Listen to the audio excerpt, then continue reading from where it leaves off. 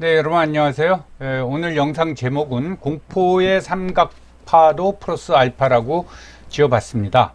이게 무슨 말씀인가 하면은 가뜩이나 코로나 공포 때문에 저녁 9시까지 밖에 그 식당 영업을 못하게 하고 사람도 못 모이게 하고, 그런데 이제 탈레반 공포까지 왔단 말이죠. 그 영상들 보면 끔찍하죠. 길거리에서 막 그 즉결 처분을 해버리죠. 그거와 함께 이번에는 야 이러다간 저 아프가니스탄 보니까 미군 철수 오는 거 아니냐, 이런 공포, 거기다 플러스 알파가 하나 더 있습니다. 그건 나중에 말씀드리겠습니다. 그래서 결국은 이제 우리가 관심을 갖는 거는 미군이 철수하면 어떤 일이 벌어지느냐, 그 문제인데, 그에 대해서 우리가 이제 제가 한번 말씀을 드리도록 하겠습니다.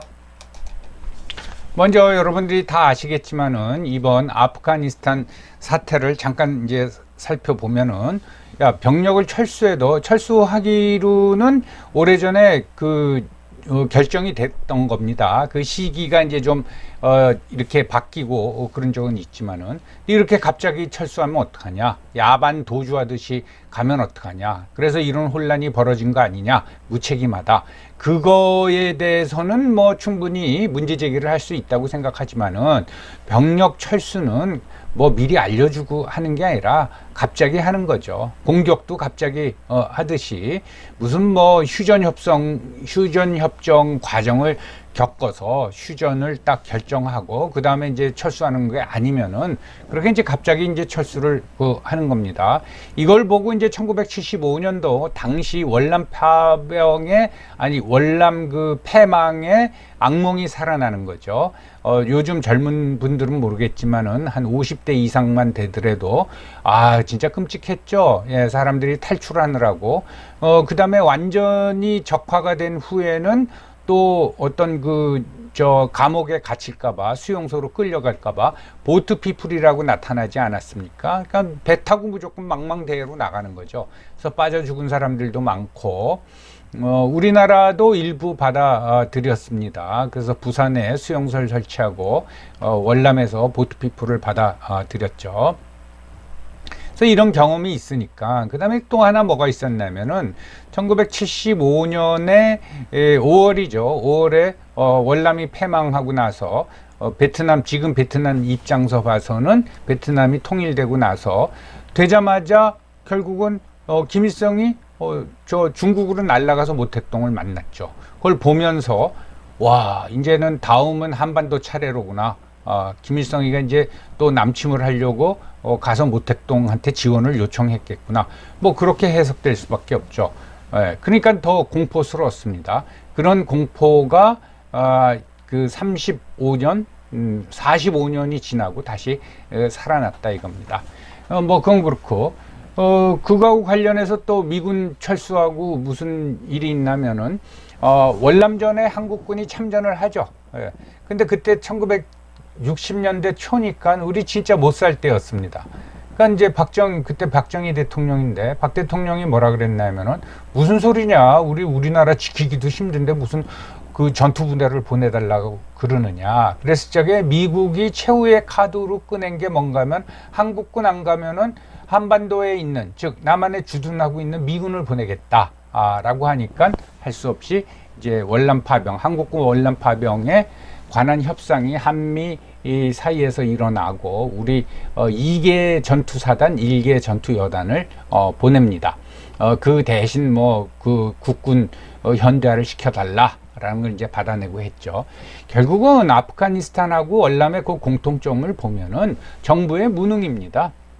그 부패죠.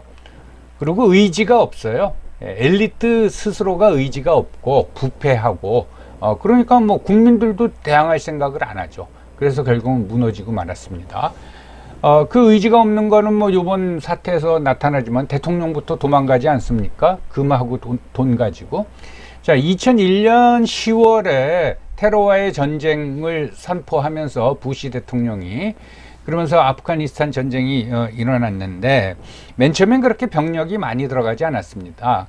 지금도 신문에 나오는 북부 동맹을 이용해 가지고 그 사람들이 이제 탈레반들을 공격하는 식으로 진행이 됐죠. 아무튼 20년 동안 미국이 그 아프가니스탄 전비로 쓴 게 2조 달러입니다. 물론 이제 전쟁 수행 비용도 있고 아프간에 대한 그 복구 사업, 경제 지원 이런 거에서 2조. 그러니까 1년에 1,000억 달러씩 쓴 겁니다. 그런데 성과가 하나도 없어요. 그럼 뭐 철수밖에 없는 거죠. 이런 식으로 한국에서도 갑자기 철수하지 않느냐라는 이제 겁을 먹게 된 거죠. 그럼 한국과 주한미군에 대해서, 그러니까 주한미군 성격에 대해서 먼저 말씀드리지만, 이건 이제 한미 상호 방위 조약이죠. 다 아시다시피 상호 방위 조약을 맺으면은 그 조약 당사자가 침략을 받으면은 이제 그 전쟁을 같이 수행해야 되는 건데, 뭐 미국이 그 2001년도에 9/11 테러를 당하긴 했지만은 뭐 외국군에 의해 가지고 본토가 침략을 받겠어요.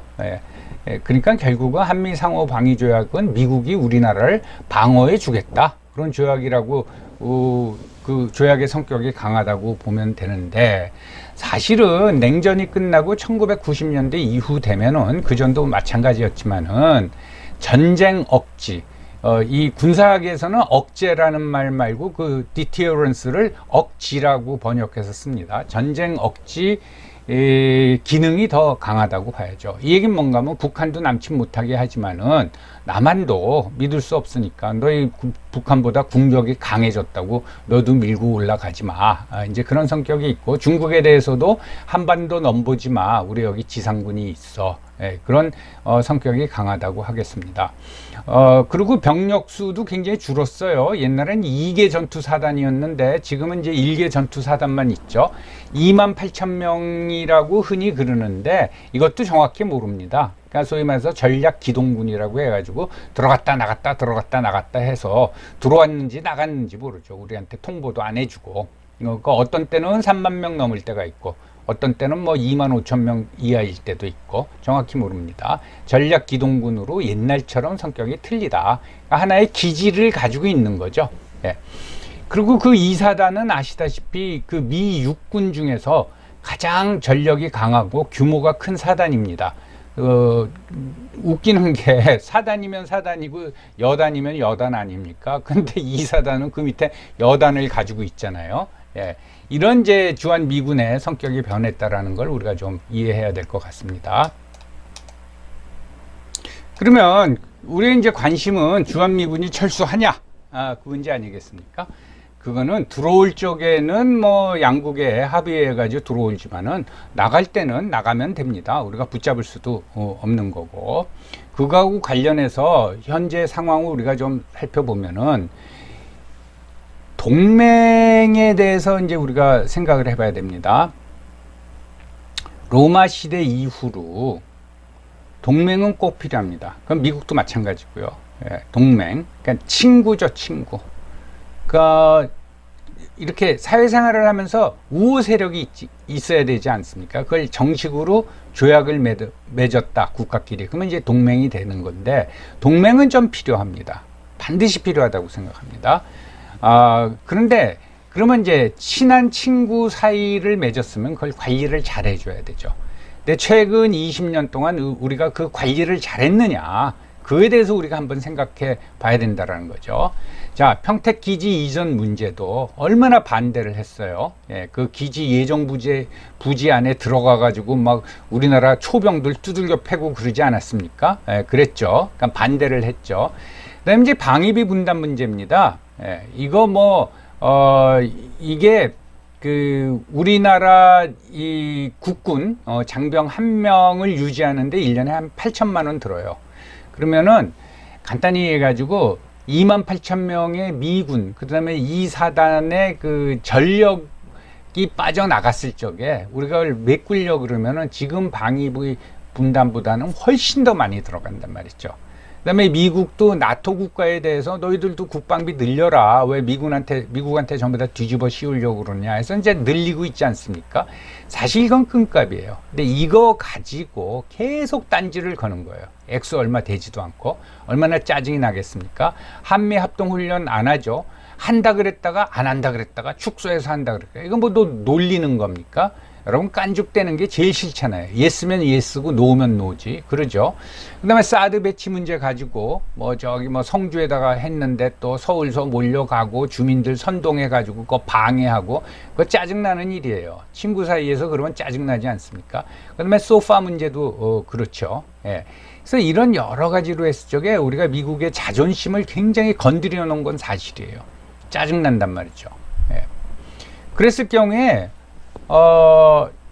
최악의 경우 지금 이제 미국 미국의 전략가들 사이에서 무슨 얘기가 나오냐면은 요게 이제 좀 중요한 얘기입니다.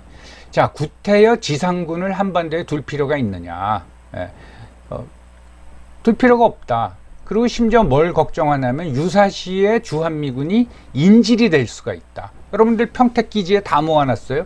그 밑에 뭐 이제 뭐 유사시 발생해가지고 병력을 이동시키고 그래야 되는데 그 캠프 주변에 뭐 차량으로 봉쇄한다던가 그러면은 인질이 돼버리는 거죠. 움직일 수가 없는 거죠. 앉아서 당해야 되는 거죠. 이제 그런 얘기가 있습니다. 그랬을 경우에 그런 사태가 일어나기 전에 한국에 대해서 우리가 핵 우산을 제공해 주겠다.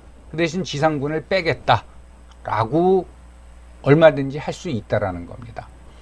근데 지금은 아직 동아시아 지역, 그러니까 중국하고 미국 사이죠. 핵 불균형이에요.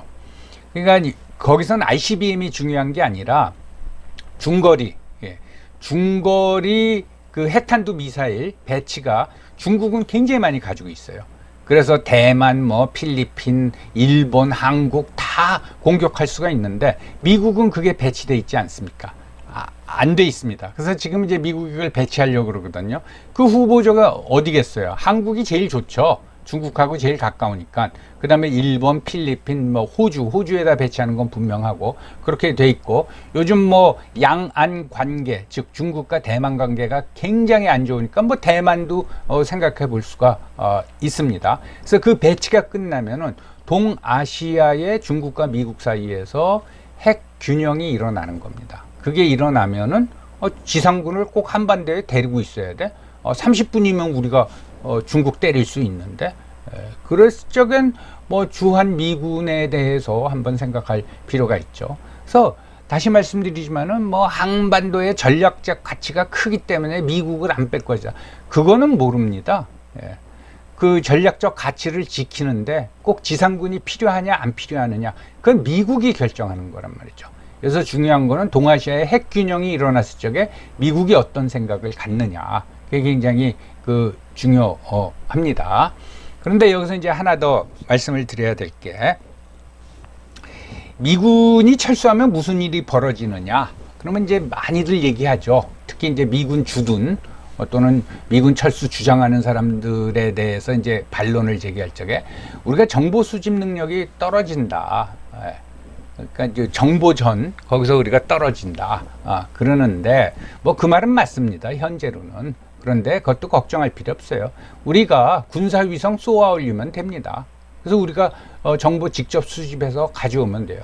그리고 조기 경보기 도입해서 띄우면 됩니다. 그 비용 얼마 안 듭니다. 그 다음에 미사일 방어 체계가 우리가 취약하다 라고 하는데, 그것도 여러분 이스라엘이 아이언돔이라는 그 삼중 미사일 그 방어망 체계를 자체적으로 개발해 가지고, 물론 미국하고 같이 개발했습니다. 하고 있지 않습니까? 그 10억 불 안 들었습니다. 그건 심지어 박격포탄 날라오는 것도 쏴서 맞춰버려요. 그래서 요 두 가지는 그렇게 걱정할 필요가 없습니다. 여러분들 그 재난지원금 주면요 10조 원이 넘어가잖아요. 보통 한번 그냥 그 일회성으로 쫙 뿌려주면은 10조 원이 넘어가요.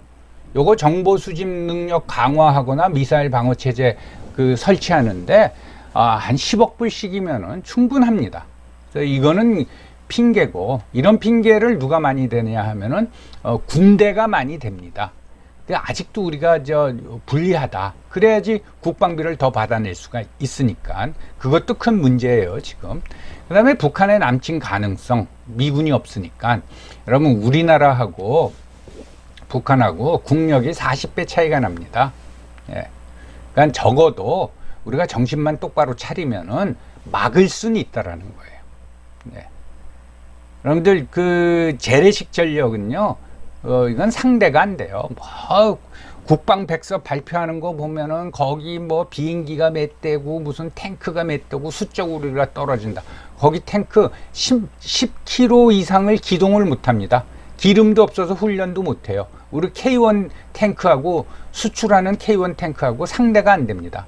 거기 비행사들의 연습 시간이 실질 비행기 몰고 연습하는 시간이 우리나라 조종사의 10분의 1도 안 되고 그 기종도 미그 23 그 고물입니다. 고물. 그 북한군 공군 참모총장도 안 타려고 그런다는 거 아니에요. 하도 고물이라서. 그리고 추락 사고가 하도 많이 나고 우리는 F-16에다가 최근에는 F-35까지 들여왔잖아요. 예, 그러니까 이거는 뭐 우리가 막을 능력은 충분히 있다. 라고 이제 생각하시면 되고 결국은 이제 의지의 문제입니다. 우리는 그동안 미군에 너무 의존을 했던 거예요. 국민들 뿐만 아니라 군인들도 마찬가지입니다.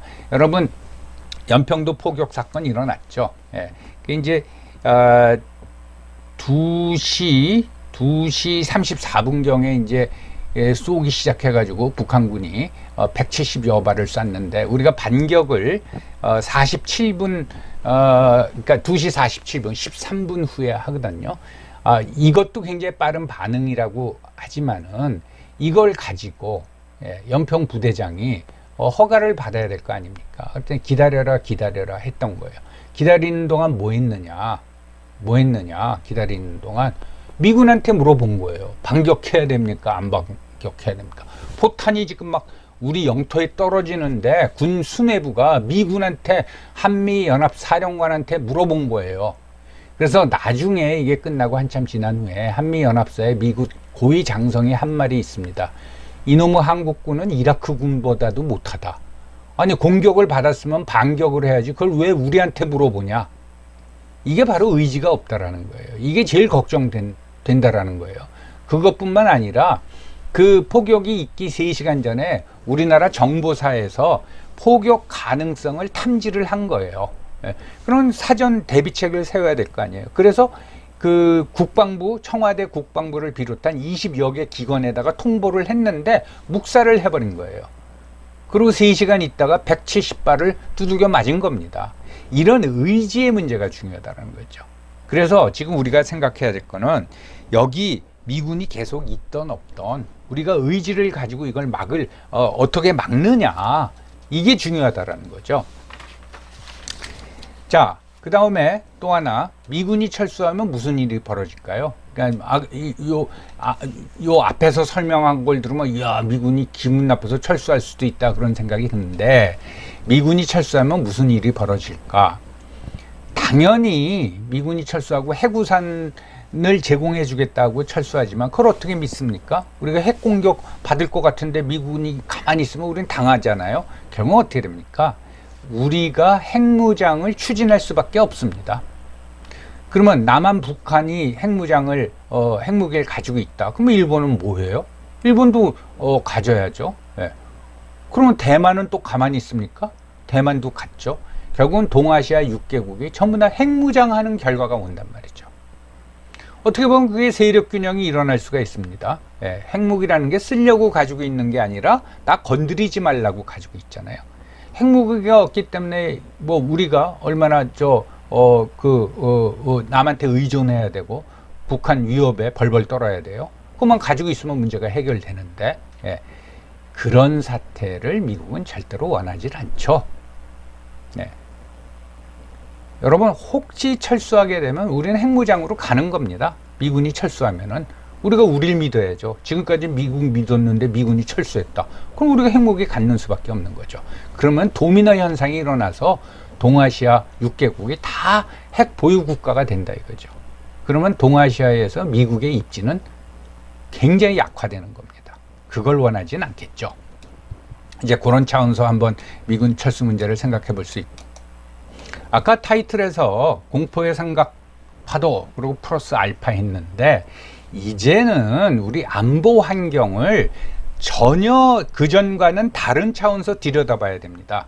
무슨 얘기인가 하면은 가장 중요하고 실질적인 위협은 이제 북한이 아닙니다. 예. 이게 무슨 우리나라 친북 세력의 의견을 대변하는 게 아니라 우리를 그 침공할 능력이 없어요. 네. 우리가 75년도에 월남 그 패망한 후에 박정희 대통령이 내세운 게 뭐예요? 자주국방입니다. 그래서 우리가 굉장히 전력이 강화되어 있고 국력도 상대가 안 돼요. 물론 그 아직도 그 적으로서 상존하고 있지만은 실질적인 안보 위협, 최대 안보 위협은 아닙니다. 뭐냐면 지금 환경은 미중 패권 전쟁이 동아시아에서 벌어지고 있다는 거죠. 이게 열전화 될 수도 있다. 중국이 대만을 침공할 수도 있다. 뭐 이런 얘기가 나오지 않습니까? 남진해에서 미국과 그 중국이 한판 붙을 수도 있다. 이런 얘기가 나오지 않습니까? 그러면 실질적인 위협이 뭐냐? 예.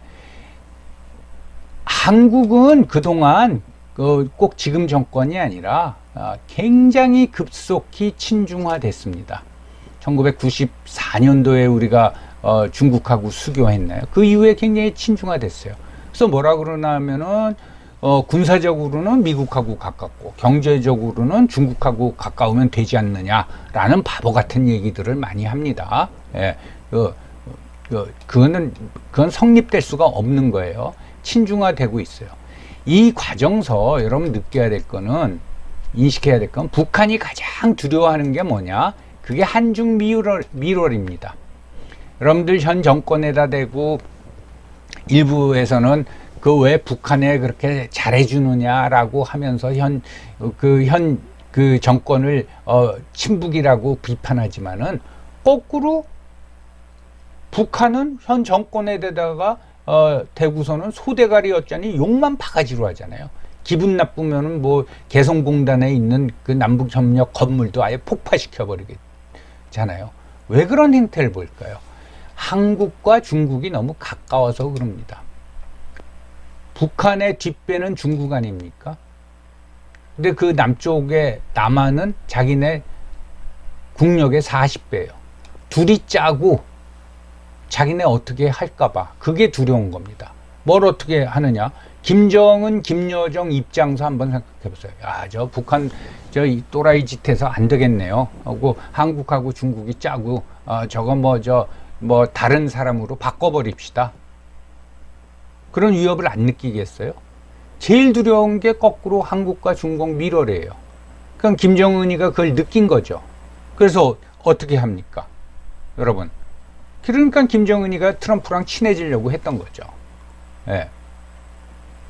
마치 그런 속내는 그 전략적 구도나 속내는 모르고 우리가 뭐 이렇게 주선을 해가지고 미국과 북한의 정상회담이 일어났다.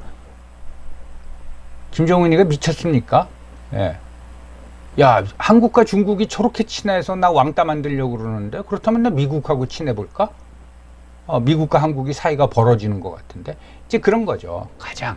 그 다음에 미국이 가장 경계하는 게 한중 밀월입니다. 이것도. 네. 그러니까 우리가 남한, 북한, 미국 삼각 구도에서 우리가 왕따가 돼버린 거예요. 네. 밀월입니다. 여러분, 한반도 전체가 중국의 영향력 안에 들어간다고 생각해 보세요. 이건 끔찍한 겁니다. 예. 미국 입장에서 봐서, 뭐, 일본도 마찬가지고. 이게 이제 밀월이거든요. 이거거든요. 예. 그래서 실질적으로 중국은 한반도 전체에 대한 영향력을 강화하려고 아주 그 침투 작전을 계속 피고 있는 거죠. 그래서 우리나라 엘리트는 90%가 친중 세력이라고 보시면 돼요. 여러분, 국민의힘이 뭐 굉장히 지금 이제 집권 여당하고 중국 공산당하고는 뭐 당교 협력도, 그러니까 사람을 교환하자는 협정도 맺고 그러는데, 그러면 지금의 제일 야당이 중국 비판하는 거 봤습니까? 비판 안 하죠. 홍콩 민주화 시위 일어났는데 절대로 민주화 시위에 대해서 어떤 지원하는 발언을 안 하죠. 이게 다 친중화가 된 거예요. 예. 그게 새로운 우리의 안보 환경이에요. 예. 거기서 과연 우리가 어떻게 살아남을 수가 있느냐. 이게 더 무서운 위협이라는 거죠. 주한미군은 여기 있고 한국 전체는 점점 친중화되고 그랬을 적에 미국이 어떤 선택을 할 것이냐. 이게 더 무서운 거죠. 자, 다시 말씀드립니다. 미군이 있냐 없냐 그거는 미국이 결정하는 겁니다. 물론 그 결정에는 우리가 어떻게 하느냐가 굉장히 중요하겠죠. 결정하는 거예요. 그래서 미군이 있던 없던 우리는 우리의 방위 태세를 굳건히 하면 된다 이거죠. 예, 포탄이 170발 쏟아지는데 미군한테 전화 걸어가지고서는 쏠까요 말까요? 그래가지고는 나라를 지킬 수가 없다라는 거죠. 제가 드리는 말씀은 그겁니다. 그래서 그리고 이제 하나 또 중요한 얘기는 뭔가 하면은 이제 북한을 유일한 변수로 봐서는 안 된다라는 거예요. 더 큰 변수가 있다라는 겁니다. 그걸 생각하고 우리가 안보 인식을 해야 된다. 그 말씀입니다. 자, 오늘 얘기는 여기서 마치겠습니다.